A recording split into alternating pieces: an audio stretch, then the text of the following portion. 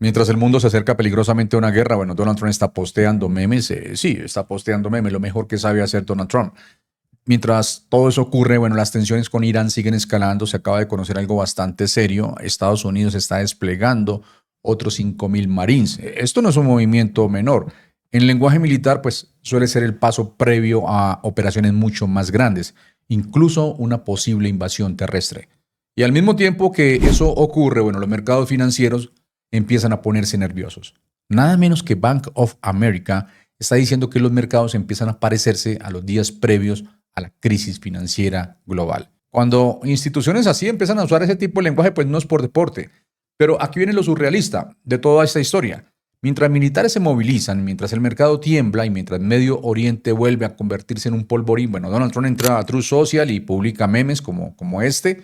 En el meme aparece Barack Obama negociando con Irán, rodeado de ayatolas y montañas de dinero. Y debajo aparece Donald Trump negociando con bombarderos B-2, soltando bombas sobre Irán. El hombre que estaba peleando el Nobel de la Paz.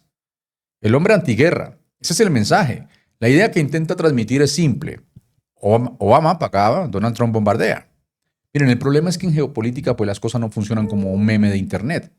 Porque cuando empiezas a mover bombarderos, cuando empiezas a desplegar marines, cuando el petróleo se vuelve un factor clave, ya no estamos hablando de propaganda política, estamos hablando de una región donde cada movimiento puede encender medio planeta. Y mientras todo esto ocurre, bueno, aliados tradicionales de Estados Unidos en Medio Oriente están mirando la situación con una mezcla de preocupación y cálculo. Porque una cosa es lanzar mensajes duros para la política interna y otra muy distinta es empujar a la región más volátil del mundo hacia un conflicto abierto. Y mientras todo esto pasa, bueno, Donald Trump sigue publicando mensajes como este. Dice textualmente, Irán tenía planes de apoderarse de todo Oriente Medio y aniquilar completamente a Israel. Y esos planes, al igual que Irán, han fracasado. Ahora, aquí es donde uno se queda mirando la pantalla y dice, bueno, un momento porque si uno mira lo que está pasando en el mundo real, pues la historia es bastante diferente a lo que nos cuenta Donald Trump en esa publicación. Irán sigue lanzando misiles balísticos. Irán sigue utilizando drones Shahed en ataques contra intereses militares en la región. Irán sigue teniendo influencia directa en varios frentes del Medio Oriente. Y lo más importante de todo, Irán sigue controlando el estrecho de Hormuz. Ese pequeño paso de agua ahí por donde circula casi una quinta parte del petróleo que consume el planeta. O sea, si Irán decide cerrar esa puerta, medio mundo entra en pánico energético en cuestión de días. Entonces, cuando Donald Trump escribe que Irán ya fracasó, bueno, la pregunta que mucha gente se hace es bastante simple. ¿Fracasó según quién? Porque en paralelo a esos mensajes en redes sociales desde Teherán siguen llegando declaraciones provocadoras burlándose directamente de Washington y del propio Donald Trump. Incluso algunos medios y figuras cercanas al régimen iraní lo han empezado a llamar parte de la clase Epstein o de los archivos Epstein, intentando golpearlo en el terreno político y mediático. Es decir, mientras en redes sociales se lanzan frases de victoria y en la realidad geopolítica el pulso entre Washington y Teherán pues sigue completamente abierto. Y cuando ese pulso incluye petróleo, rutas marítimas estratégicas, drones, misiles y bases militares, bueno, entonces ya no estamos viendo simplemente una pelea de discursos. Estamos viendo una partida de ajedrez geopolítico donde cada movimiento puede cambiar el equilibrio del planeta. Y mientras el mundo intenta entender qué está pasando realmente en el Golfo Pérsico, bueno, aparece otro mensaje de Donald Trump todavía más fuerte que el anterior. Escuchen bien lo que dice. Donald Trump afirma que bajo sus órdenes el Comando Central de Estados Unidos ejecutó uno de los bombardeos más poderosos en la historia del Medio Oriente, atacando objetivos militares en la isla de Kark. Ahora, pausa aquí un segundo, porque Kark Island o la isla de Kark no es cualquier lugar. Esa isla es literalmente la joya petrolera de Irán. Por ahí sale una parte enorme del petróleo iraní hacia el mercado mundial. Es decir, tocar la isla de Kark no es solamente un mensaje militar, es un mensaje energético al planeta entero. Pero el propio Donald Trump pues añade algo curioso en el mismo texto. Dice que decidió no destruir la infraestructura petrolera de la isla por decencia. Donald Trump hablando de decencia. Traducción geopolítica de eso, bueno, Estados Unidos está dejando claro que podría golpear el petróleo iraní, pero todavía no lo ha hecho. Y ahí viene la advertencia directa. Donald Trump dice que si Irán o cualquier otro país intenta interferir con el paso de barcos por el estrecho de Hormuz, reconsiderará esa decisión inmediatamente. O sea, ¿quién se cree Donald Trump? Y aquí es donde todo el mundo que sigue energía y geopolítica pues levanta la ceja, porque el estrecho de Hormuz es básicamente la arteria energética del planeta. Casi el 20% del petróleo mundial pasa por ahí. Si ese paso se bloquea, pues los precios del petróleo pueden dispararse en cuestión de horas. Por eso el mensaje de Donald Trump no solamente es un discurso político, es un ultimátum estratégico. En el mismo mensaje también lanza otra afirmación bastante contundente. Dice que Irán no tiene capacidad de defender nada que Estados Unidos decida atacar y que Irán nunca tendrá armas nucleares ni capacidad de amenazar a Estados Unidos o a sus aliados.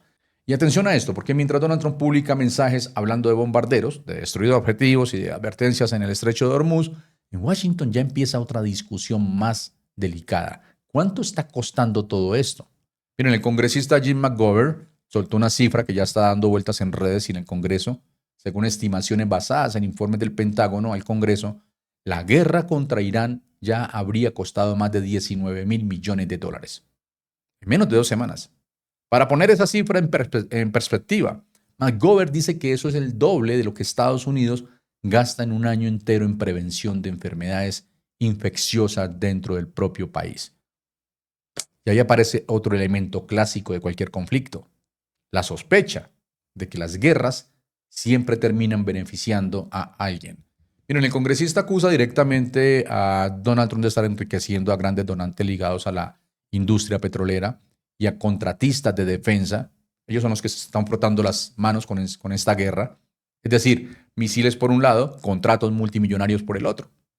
Pero aquí viene lo realmente interesante de toda esta historia. Mientras Washington discute costos y bombardeos, los aliados de Estados Unidos están empezando a moverse por su cuenta.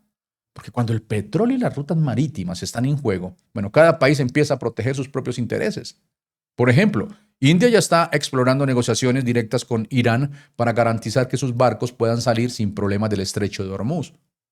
Y en Europa, bueno, países como Italia y Francia también están empezando a hablar de negociaciones bilaterales con Teherán para asegurar el paso de sus cargueros.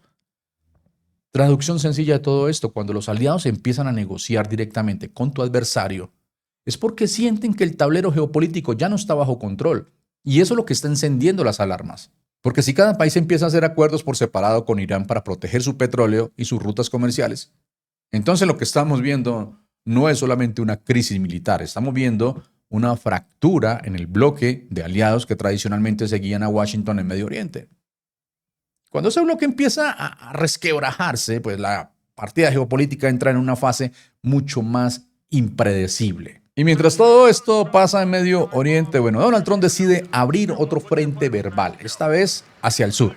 Miren bien esta escena. Donald Trump está en la base Andrews, rodeado de cámaras, y antes de abordar su avión, y un periodista pues, le hace una pregunta muy directa. Le dice, usted publicó algo sobre Claudia Sheinbaum rechazando su ayuda en México. ¿Cuál es su plan con México? La respuesta de Trump es corta, pero bastante reveladora. Dice, bueno, no debería haber rechazado mi ayuda. Señor, hizo una publicación sobre Claudia Sheinbaum rechazando su ayuda en México. ¿Cuál es su plan con México? Bueno, ella no debería haber rechazado mi ayuda. Me ofrecía acabar con los carteles en México y por alguna razón ella no quiere hacer eso. Me cae muy bien, pero...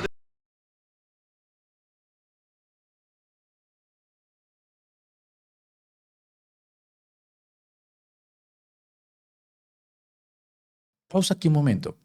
Porque cuando un presidente de Estados Unidos habla de mi ayuda en relación con otro país, especialmente un vecino como México, pues eso inevitablemente genera preguntas. ¿De qué ayuda está hablando exactamente?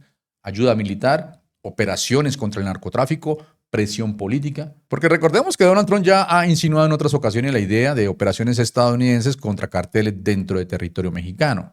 Y para cualquier gobierno mexicano eso es una línea extremadamente delicada. Por eso la reacción de México pues, fue clara, rechazar ese tipo de intervención. Así que mientras en Medio Oriente el conflicto con Irán sigue escalando, Donald Trump también empieza a lanzar mensajes hacia América Latina, insinuando que algunos países no deberían rechazar su ayuda.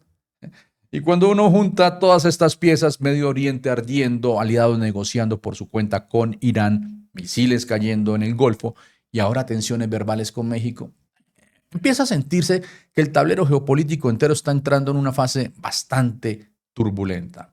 Así que, amigos y amigas, esto apenas empieza a mostrar sus verdaderas consecuencias, porque en geopolítica una cosa es lo que dice una publicación y otra muy distinta a lo que realmente está pasando sobre el terreno. Bueno, ahora quiero leerlos a ustedes. ¿Creen que todo esto es una demostración de fuerza de Estados Unidos o estamos viendo una escalada que puede terminar saliéndose de control?